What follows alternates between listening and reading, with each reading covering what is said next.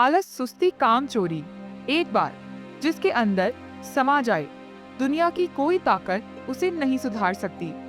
यह कहानी भी ऐसे ही एक आलसी पति गोपी की है। गोपी एक नंबर का कामचोर और आलसी लड़का था। उसके माता पिता उसके आलस से बहुत ही परेशान थे। सुबह के 11 बज रहे हैं। गोपी, तू अभी तक सो रहा है? चल उठ जा और अपने पिता के साथ काम पर जा। सोने दो ना माँ। मैं ख्वाब में बहुत ही स्वादिष्ट खाने और बहुत सुंदर सा घर देख रहा हूँ जिसका मैं मालिक हूँ। यह सुनकर गोपी की माँ सबिता गुस्से से आग बबूला हो जाती है और पानी से भरा ग्लास उसके मुंह पर गिरा देती है, जिससे गोपी हड़बड़ा कर उठ बैठता है। होश में या होश में बेशर्म सपने देख रहा है। बड़े बड़े और घर में खाने को एक वक्त का खाना भी नहीं है। तो माँ, मैं क्या कर सकता हूँ? इसमें पिताजी गए तो हैं, मजदूरी पे कमा करके आएंगे और हम लोग अच्छे से खाना खाएंगे। और हाँ, मेरी पसंद की वो आलू की सब्जी भी बनाना। तू कब सुधरेगा गोपी? तुझे पता है ना, तेरे पिताजी की तबीयत ठीक नहीं है। घर का चूल्हा जल सके इसलिए वह बीमारी में भी मजदूरी पर गए हैं। चल जा, तू जा वहाँ पे और उनके हिस्से की मजदूरी तू करके आ जा। अरे मुझसे नहीं होगी ये मजदूरी माँ, पिताजी है ना, वो करेंगे काम।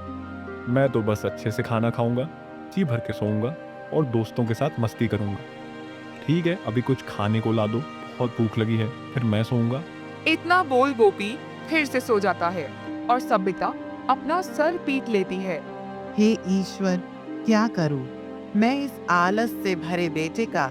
इसे ना तो माँ की हालत दिखती है और ना पिता की, और ना ही घर के बिगड़ते हालात की। यह कब छोड़ेगा? अपना आलस यह गोपी का रोज का था।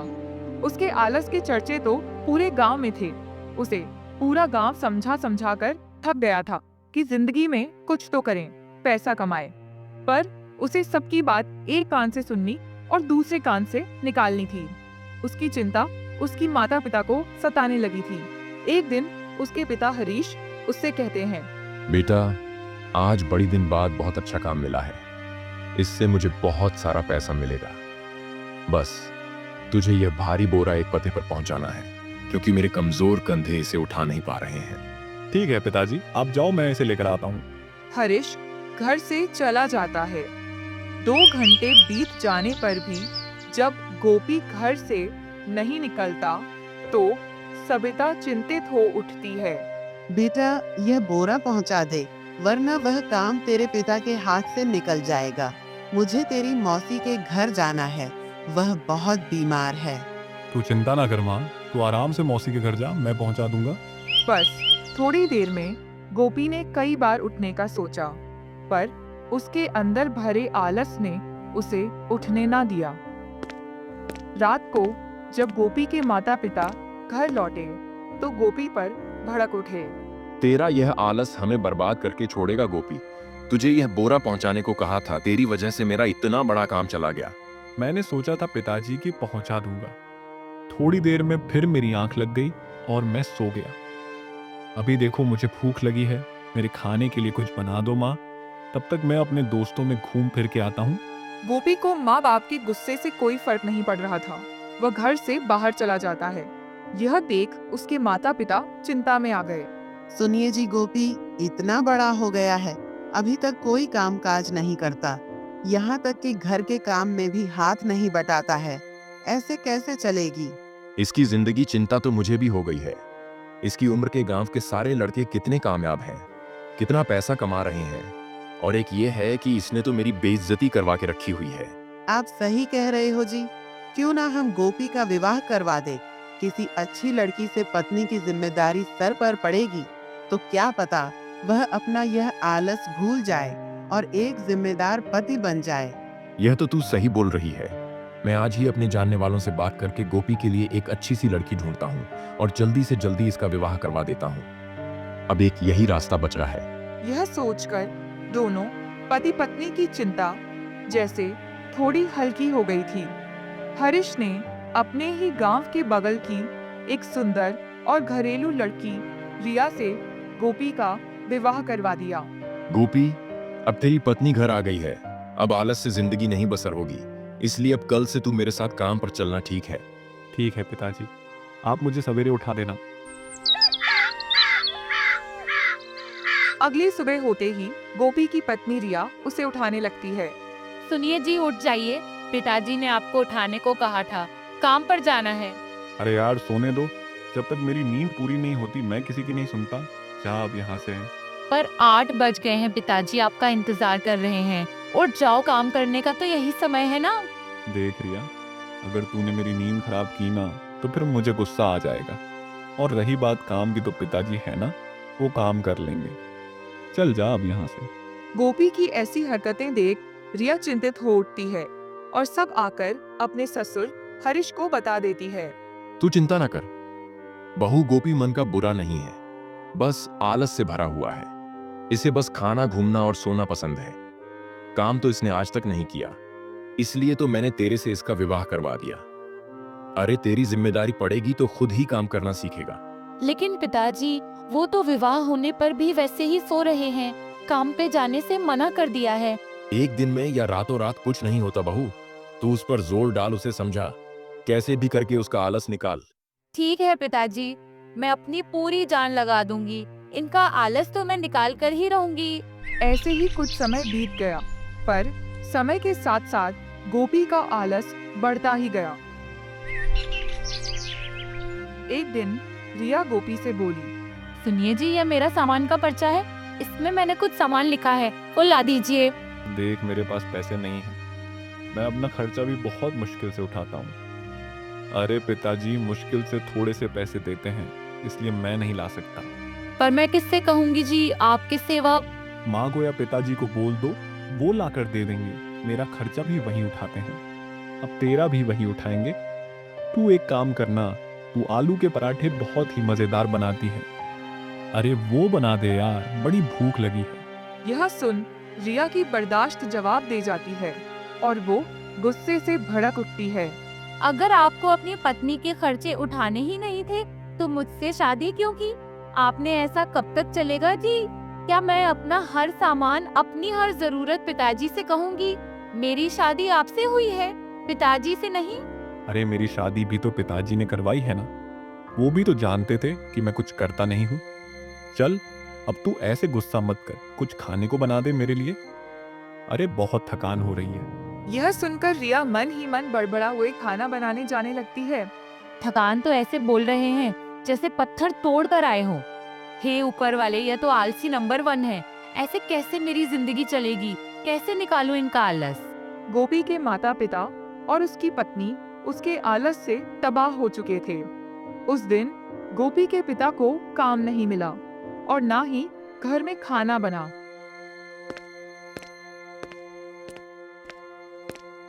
गोपी घर में आया तो रिया से बोला। आज तो दोस्तों के साथ बहुत मजे किए मैंने। अरे मैं बहुत थक गया हूँ, जा आप जल्दी से खाना बना दें। घर में खाना नहीं है जी, पिताजी की तबीयत आज ठीक नहीं थी, वह फिर भी गए थे। मजदूरी करने पर बीमार होने की वजह से किसी ने मजदूरी नहीं दी। आज यह सब तो ठीक है, पर मैं भूखा नहीं सो सकता। पिताजी कुछ तो इंतजाम करो। अरे किसी से उधार ले लो, पर मुझे खाना चाहिए। हरीश के सब्र की बस ये बर्दाश्त थी, वो गुस्से से चिल्ला उठे। बस बहुत हुआ गोपी, तू कोई छोटा बच्चा नहीं रहा कि अब भूखा नहीं सो सकता। अब मैं तुझे और तेरे आलस को और बर्दाश्त नहीं कर सकता। जा, निकल जा मेरे घर से। और हाँ, अपनी पत्नी को भी साथ लेकर जा। मेरे घर में तेरे लिए कोई जगह नहीं है।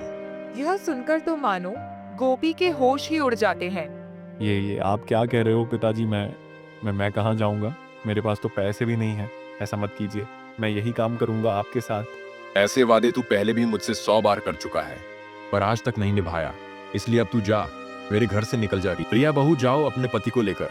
ये सुनकर गोपी अपने पिता से बहुत मिन्नत करता है, पर हरीश उसकी एक नहीं सुनता और दोनों को घर से निकाल देता है।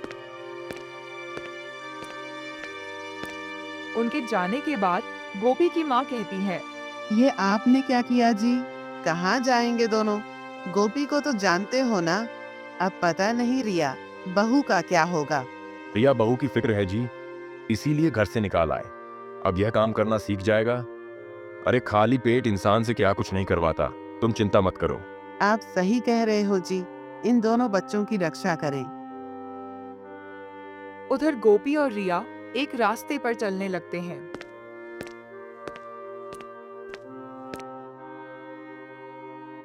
यह हम कहाँ जा रहे हैं जी? ये बस ऐसे ही चले जा रहे हैं। कहा था मैंने समय रहते आलस से बाहर निकल जाऊं, काम करना सीख लो, पर आपको सुननी कहाँ होती है मेरी बात।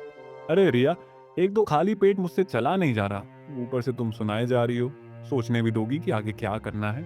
सोचना क्या है जी? अब यहाँ आपके पिता नहीं हैं जो हमें खाने को देंगे, इसलिए अब आपको काम करना ही पड़ेगा।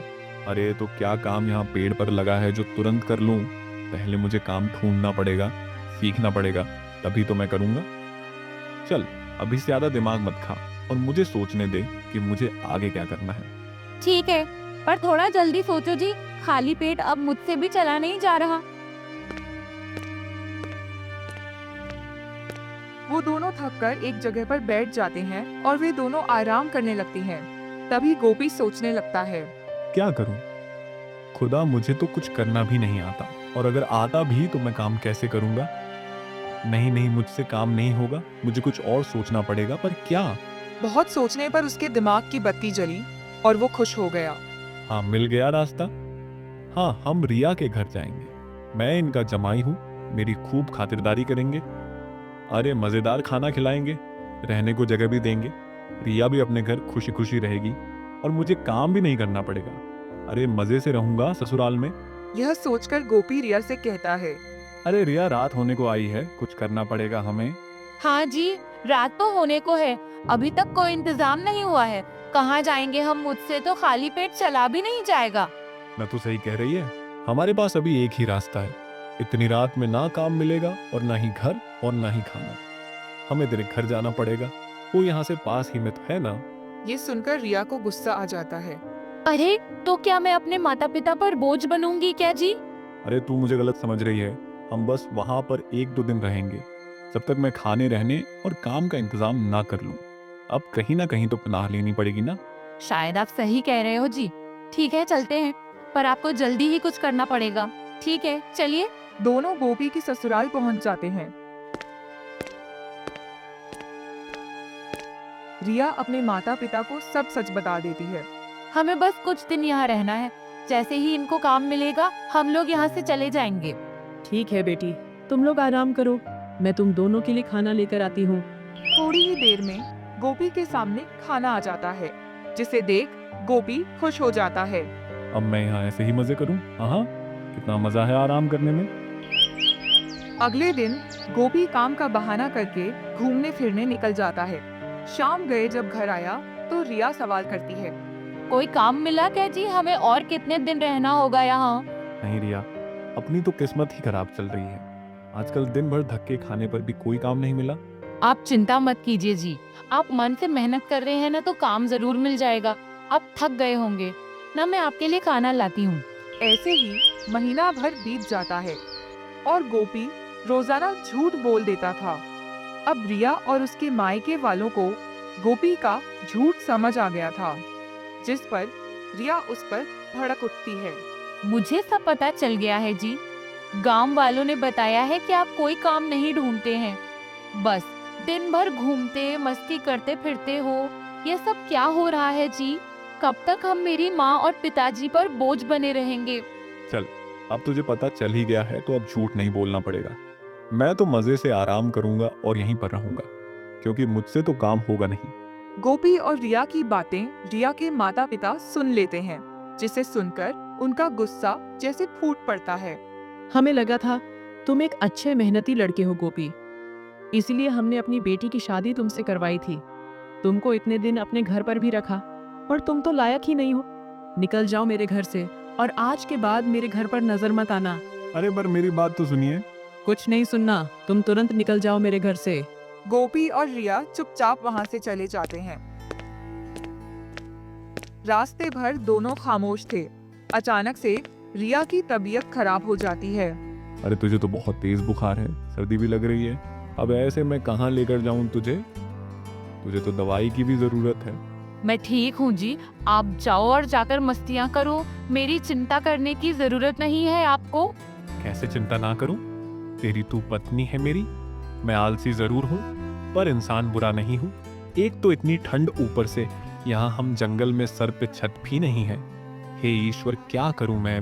यह सुनकर रिया नफरत से कहती है, आज क्यों मेरी चिंता हो रही है? आपकी इस चिंता में भी झूठ मिला हुआ होगा, जैसे आप हर बार झूठ बोलते हैं। सच कहूँ तो शर्म आती है मुझे, आपको अपना पति कहते हुए भी। यह सुनकर आज पहली बार गोपी को बुरा लगा था। ऐसा मत कहो रिया, ऐसा क्यों कह रही हो? मैं सच कह रही हूँ, मैंने बार बार आपको मौके दिए सुधरने के, समझने के, पर आप नहीं समझे। आपको अपने आलस में रहना है ना, जिंदगी ऐसी ही जीनी है ना, तो जियो। आज के बाद मैं आपको कभी परेशान नहीं करूंगी। मैं अपने मैके वापस जा रही हूँ, कभी लौट कर नहीं आऊंगी, और आप भी कभी मत आना मेरे पास। यह सुनकर गोपी की आंखों से आंसू बहने लगते हैं। मेरा कसम, ऐसा मत कहो रिया। मैं वादा करता हूँ कि इस बार मैं मन लगाकर काम करूंगा। मुझे छोड़कर मत जाओ। गोपी रिया को रोकने के लिए बहुत मिन्नतें करता है, पर रिया उसकी एक भी नहीं सुनती और अपने मायके चली जाती है। गोपी वहाँ तना खड़ा रह जाता है। आज मुझे पहली बार एहसास हुआ कि हमारे अपनों की जिंदगी में क्या अहमियत होती है और आलस की जिंदगी में कोई जगह नहीं होती। मैं आज से अपने इस आलस को निकाल कर फेंक दूंगा। वह रात गोपी ने वही पेड़ के नीचे गुजारी। सुबह होते ही काम ढूंढने निकल गया। 10 जगह धक्के खाने पर भी जब काम नहीं मिला तो थक हार कर एक सेठ के पास जा पहुंचा। सेठ जी, मदद कीजिए। मेरी पत्नी बीमार है, मुझे उसके इलाज के लिए पैसे चाहिए। मैं कोई भी काम करने के लिए तैयार हूँ। ठीक है, पर पैसे मैं सिर्फ 100 रुपए ही दूंगा। तुझे चले तो कर ले, वरना रास्ता नाप ले। बहुत बहुत धन्यवाद सेठ जी। कड़ी मेहनत करने के बाद सेठ ने 100 रुपए गोपी के हाथों पर रख दिए, जिन्हें देख गोपी मुस्कुरा उठा। मेरी मेहनत की पहली कमाई, जब रिया यह देखेगी तो खुश हो जाएगी। मैं अभी उसके पास जाता हूँ। वो तुरंत वो पैसे लेकर रिया के घर जाता है। देखता है रिया बिस्तर पर बीमार पड़ी है। देख रिया, मैं आ गया। आज पहली बार मेरी मेहनत से ये पैसे कमाए मैंने। चल, मैं तुझे डॉक्टर साहब के पास लेकर चलता हूँ। यह सुनकर रिया मायूस हो जाती है और रोने लगती है। क्या हुआ रिया, तू ऐसे क्यों रो रही है? क्या तू अभी भी नाराज है मुझसे? आपने बहुत देर कर दी मुझे समझने में। पिताजी ने मुझे डॉक्टर साहब को दिखाया था। उन्होंने कहा था मुझे कोई बड़ी बीमारी हो गई है, उसके इलाज में बहुत पैसा लगेगा। पिताजी के पास भी इतना पैसा नहीं है और आप भी पैसे नहीं कमाते, इसलिए अब मेरा बचना नामुमकिन है। यह सुनकर जैसे गोपी के पैरों तले जमीन खिसक जाती है। नहीं रिया, ऐसा नहीं हो सकता। हे ईश्वर, ये क्या हो गया? कुछ पल बीत जाने पर गोपी कहता है, तू चिंता ना कर रिया, जितना भी पैसा लगेगा मैं कमाऊं। मैं तुझे कुछ नहीं होने दूंगा। उसके लिए मुझे चाहे कितनी भी मेहनत क्यों ना करनी पड़े। लेकिन कैसे जी? एक तो आप बहुत आलसी हैं, दूसरा आपको काम करना भी नहीं आता। कैसे होगा ये सब? ये तो नामुमकिन है जी। तू चिंता ना कर, कुछ नामुमकिन नहीं है। अब मुझे समझ में आ गया है कि जिंदगी क्या है और जिंदगी में अपने क्यों होते हैं, ताकि अच्छे बुरे समय में एक दूसरे के साथ रह सके। अब मैं और झूठ नहीं बोलूंगा, दिन रात मेहनत करूंगा और तेरा इलाज करवाऊंगा, ठीक है? मन तो नहीं मानता आप पे भरोसा करने को, क्योंकि आपने पहले ही इतने झूठ बोले हैं। तू सही कह रही है।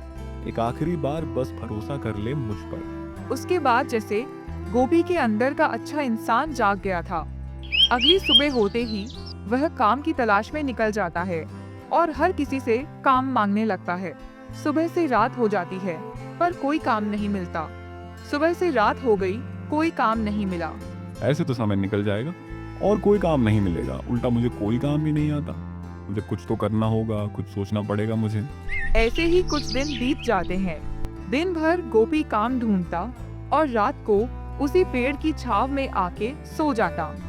ना तो गोपी को कोई काम मिलता है और ना ही कोई तरकीब सूझी है। एक दिन अचानक उसे एक तरकीब सूझी। हाँ, ये सही है। मेरे पास कुछ पैसे हैं, इनसे कुछ सब्जियां खरीद लेता हूँ और वह सस्ते दाम पर बेच दूंगा। सस्ता देखेंगे तो लोग मेरे ग्राहक बन जाएंगे और फिर मुझसे ही सब्जियां खरीदेंगे। इससे मैं जल्दी पैसे कमा लूंगा। गोपी ने वैसा ही किया। अपने पास पड़े थोड़े से पैसों से थोड़ी सी सब्जी खरीदी और उनको सस्ते दामों पर बेचकर उन पैसों की ओर सब्जियां खरीद लेता है। ऐसे ही लोग उसकी सब्जी पसंद करने लगे और पूरे गांव में बस गोपी की ही सब्जियां बिकने लगती हैं। ये तो कमाल ही हो गया, पूरा गांव मुझसे ही सब्जी खरीदने लगा है। एक काम करता हूँ, अब फल बेचना भी शुरू कर देता हूँ। धीरे धीरे करके गोपी ने अपना दिमाग लगाकर अपना काम बढ़ाना शुरू कर दिया और इतने पैसे कमा लिए जिससे रिया का इलाज हो सके। वो उन पैसों को लेकर रिया के पास जाता है। देख रिया, मैंने पैसे कमा लिए, अब इनसे तेरा इलाज हो जाएगा और तू ठीक हो जाएगी। अपने पति को ऐसा देख रिया की तो खुशी का ठिकाना ही नहीं रहा।